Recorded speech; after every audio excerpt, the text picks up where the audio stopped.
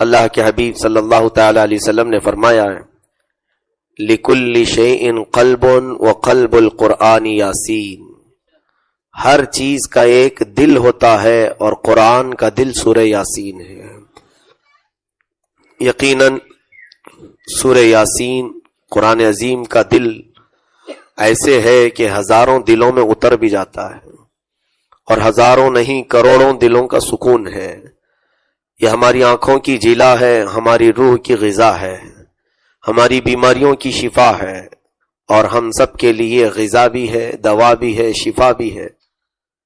عزیزان گرامی، سورہ یاسین کی فضیلتوں میں بہت سارے روایات مروی ہیں، احادیث کریمہ سے بھی۔ مختصر یوں کہ بندہ جس نیک مقصد کے تحت سورہ یاسین تلاوت کرے، اللہ اسے اس کے مقصد میں کامیابی عطا کرے گا۔ اسی طرح سے خاص طور پر چند جو منقول ہیں روایات اور بزرگوں نے لکھے ہیں، وہ یوں کہ سورہ یاسین کی تلاوت کرنے والے کو فاقہ کبھی نہیں آئے گا، محتاجی کبھی نہیں آئے گی۔ اتنا ہے کہ اللہ رب العزت اسے کسی اور کا محتاج نہیں بنائے گا۔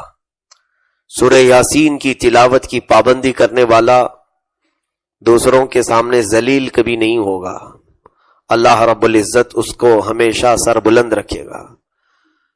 اور ایک بڑی بات یہ ہے کہ سورہ یاسین کی تلاوت کی پابندی کرنے والا چاہے پتھر دل، سخت دل حاکم کے سامنے بھی جائے، اس کا دل نرم ہو جائے گا۔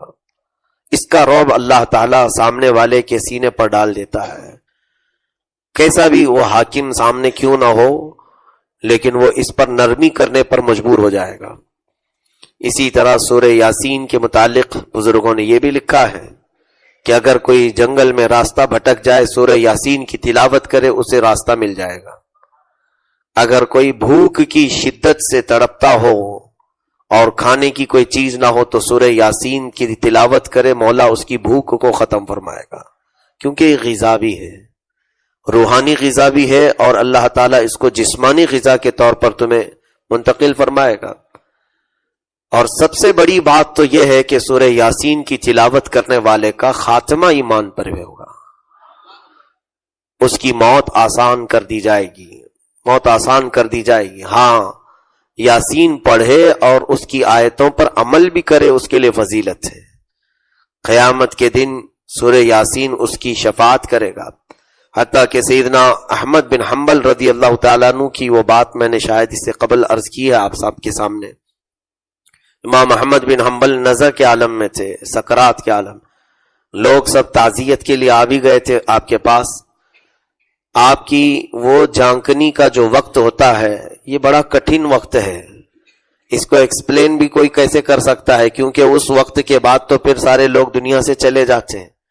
نزا کی تکلیف کیسی ہوتی ہے، سکرات کا وقت کیسا ہوتا ہے، یہ بتایا بھی نہیں جا سکتا، بتانے والا تو دنیا میں واپس آتا نہیں، جس کو ہوئی ہے وہ سیدھے قبر میں چلا جاتا ہے۔ حتیٰ کہ بعض بزرگوں نے یہ کہا ہے اس کی تکلیف کو یوں اندازہ کر سکتے ہو کہ سکرات کے وقت اگر جسم پر مکھی بیٹھ جائے تو ایسا لگے گا کہ ایک پہاڑ بیٹھا ہے، اور اس کے لیے ایک بوند پانی ایک ندی پانی کے برابر لگتا ہے۔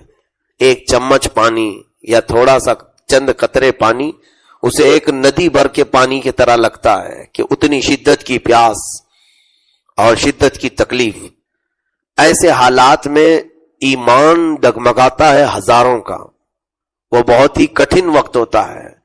آپ اندازہ کریں کہ یہاں ہم تھوڑی سی تکلیفوں میں اگر کوئی سہارا ملتا ہے تو اس کے پاس چلے جاتے ہیں، چاہے وہ کیسے بھی عقیدے کا کیوں نہ ہو، ہوتا نہیں ہے؟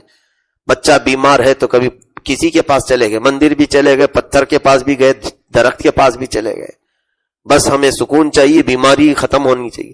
جب ہم یہاں پر عافیت کے وقت، آرام کے وقت غلط راستوں پر چلے جاتے ہیں ہماری ضروریات پورا کرنے کے لیے، تو سکرات کے وقت جب شدت کی تکلیف ہو رہی ہو اور ابلیس لعین اس وقت آئے اور کہے کہ میں تمہاری تکلیف کو دور کروں گا، تمہیں راحت دوں گا، تمہارے جسم میں ٹھنڈک پہنچاؤں گا، اور میٹھا ٹھنڈا پانی اپنے ہاتھ میں لے کر کھڑا ہوگا، خوشبودار، کہے گا یہ پانی تیرے لیے میں لایا ہوں، تو وہ سکرات والا یہی پوچھے گا کہ کیا کرنا ہوگا. ابلیس کہے گا بس تو کہہ دے کہ میں عبادت کے لائق ہوں, سجدہ میرے لیے ہے, خدا کے برابر کا درجہ مجھے دے دے. تو عام ذہن رکھنے والا, ایک عام عقیدہ رکھنے والا, وہ یہ سوچے گا جان تو چھوٹ جائے, پریشانی میں جو مبتلا ہوں ایک بار بول دیں شاید یہ پانی پلا دے گا. تو وہ سکرات والا اس کے لیے کہہ دیتا ہے تو جو بول رہا ہے سب میں بولنے کو تیار ہوں, بس پانی پلا دے.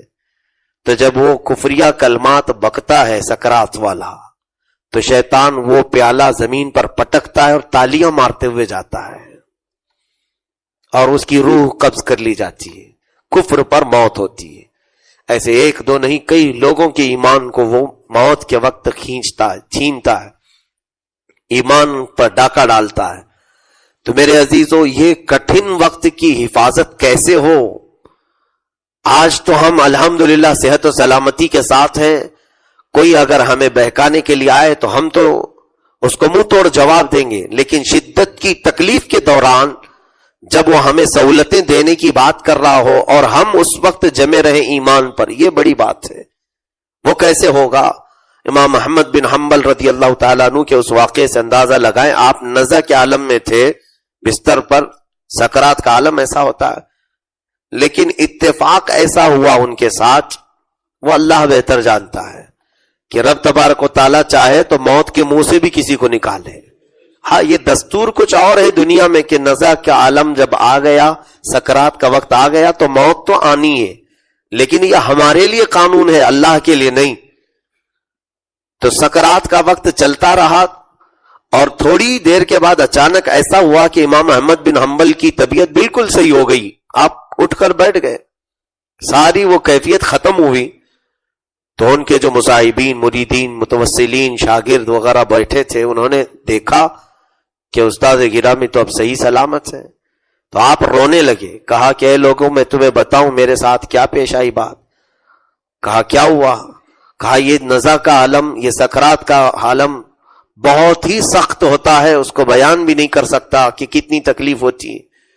میں انتظار میں تھا کہ موت آئے گی, لیکن نرخرے کی یہ تکلیف, جانکنی کی یہ تکلیف, اس شدت کے وقت مجھے بہت تیز پیاس لگی, اور اس وقت ابلیس لعین میرے سامنے کھڑا تھا اور آ کر کے مجھ سے, کس کی بات کر رہا ہوں؟ امام احمد بن حنبل کی, جن کو رسول کریم صلی اللہ علیہ وسلم کی 3 لاکھ حدیثیں یاد تھیں. اس امام کی موت کے وقت شیطان ان کے سرانے پر آ کر بہکاتا ہے, تو پھر عام لوگوں کا کیا حال ہوگا؟ اتنے بڑے پائے کے امام ہیں. وہ کہتے ہیں وہ مجھے گمراہ کرنے کی کوشش کرتا رہا, یہاں تک کہ میں تکلیف برداشت نہیں کر پا رہا تھا, اور ابلیس لعین کے ہاتھوں میں موجود پانی کو دیکھتا رہا کہ ایک بار یہ پلا دے. ظاہر سی بات ہے, شدت کی تکلیف میں کہیں سے کچھ ملے تو وہ مجھے بار بار اپنی طرف دعوت دے رہا تھا. میں اللہ کے حضور یہ سوچ رہا تھا کہ کہیں ایسا نہ ہو کہ میں اس کے بہکاوے میں آ جاؤں. اسی اثنا ایک خوبصورت نوجوان وہاں آیا. امام احمد بن حنبل فرماتے اس نے گھونسے لگا لگا کر کے شیطان کو مارنا شروع کیا, اور اتنا مارا کہ شیطان وہاں سے بھاگ گیا, قریب بھی نہیں آیا. اس نوجوان نے کہا اے احمد بن حنبل فکر مت کر, میں تیری حفاظت کرتا رہوں گا. اس ابلیس لعین کو میں نے بھگا دیا.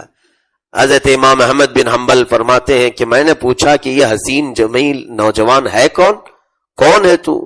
تو اس نوجوان نے کہا روزانہ جو تو تلاوت کرتا تھا میں سورہ یاسین ہوں, سورہ یاسین ہوں. اللہ رب العزت نے مجھے تیرے ایمان کی حفاظت کے لیے بھیجا ہے. اس سے آپ اندازہ کریں کہ سورہ یاسین کی تلاوت سب سے بڑا فائدہ, دنیا میں کچھ ملے نہ ملے, ایمان پہ موت ہو جائے. اگر یہ چیز ہو گئی تو پھر قیامت کے دن تو ہمارے وارے نیارے ہیں, اور نہیں کفر پر موت ہوئی تو دنیا میں تمہیں چاہے بادشاہت ہی کیوں نہ ملے, قیامت کے دن تو پھر ہمیشہ کی جہنم, ہمیشہ کی دوزخ, ہمیشہ کی آگ. اس سے بہتر ہے کہ دنیا کی اگر چند آسائشیں اور آرام نہ ملے اور مولا ایمان پر موت عطا کرے. عزیزان گرامی, سورہ یاسین کے جو چند میسیجز ہیں, جو پیغامات ہیں, وہ دل ہلا دیتے ہیں. اللہ رب العزت فرماتا ہے یا حسرتن علی العباد ما یأتیہم من رسول الا کانوا بہ یستہزئون الم یروا کم اہلکنا قبلہم من القرون انہم الیہم لا یرجعون. اللہ فرماتا ہے ان بندوں پر بہت افسوس ہے کہ جتنے بھی رسول ان کے پاس آئے رسولوں کا انہوں نے مذاق اڑایا, رسولوں کے ساتھ انہوں نے مذاق اڑایا. اور اللہ تعالیٰ فرماتا کیا تم لوگ دیکھتے نہیں, کیا معلوم نہیں ہے کتنے تم سے پہلے ایسے زمانے میں قومیں آئیں جن کو ہم نے ہلاک کر دیا, سب ختم ہو گئے. یہ تو دنیا میں ہلاک کیا ہے اور آخرت میں ان کے لیے دردناک عذاب ہے. میرے عزیزوں, پچھلی قومیں جن لوگوں نے بھی نبیوں کی توہین کی, نبیوں کی نافرمانی کی, اللہ نے ان قوموں کو ختم فرمایا. ان قوموں کی عزت نہیں, ان قوموں کی کوئی اپنی حیثیت باقی نہیں رہی. یہ ہمارے لیے عبرت نہیں ہے تو اور کیا ہے. آج میں بارہا یہی کہتا ہوں کہ ہم عشق رسول, محبت رسول کے جو نعرے لگاتے ہیں, دعوے کرتے ہیں, میرے عزیزوں دل سے پوچھو, تمہارا دل جواب دے گا کہ تو حقیقت میں محبت رسول کا حامی ہے یا صرف تیری زبان کہہ رہی ہے. جیسے حضرت ابوبکر شبلی رحمۃ اللہ علیہ فرماتے تھے دنیا میں میرے لیے سب سے کٹھن سوال یہی ہے, اگر کوئی پوچھتا ہے کہ تجھے رسول سے محبت ہے یا نہیں, یہ کٹھن سوال ہے. وہ کہتے تھے میرے لیے بہت کٹھن سوال ہے, مشکل سوال ہے. کہا آپ کیوں, یہ تو ہر مسلمان کے لیے ہے محبت رسول. کہا نہیں, اگر نہ کہہ دوں محبت نہیں ہے رسول سے تو کافر ہو جائیں گے, ایمان ہی چلا گیا. اور اگر ہاں کہہ دوں تو جھوٹا پڑ جاؤں گا کہ میرے عمل الگ ہیں, نبی کے عمل الگ تھے. حقیقت ہے میرے عزیزو, ہاں کہو تو پھر تمہارے اعمال تمہارے خلاف بولیں گے. کیا رسول سے محبت یہ علامات تیرے؟ اعمال تو دیکھ, نہ چہرہ رسول کی طرح رکھتا ہے, نہ کپڑے, نہ لباس, نہ اعمال, نہ کھانے پینے کے طریقے, نہ اٹھنے بیٹھنے کے سلیقے, نہ بات کرنے کے انداز, نہ لوگوں سے ملنے کے طور طریقے, کچھ بھی تو نہیں میل کھاتا ہے. تو یہ زبان جھوٹی پڑ جاتی ہے.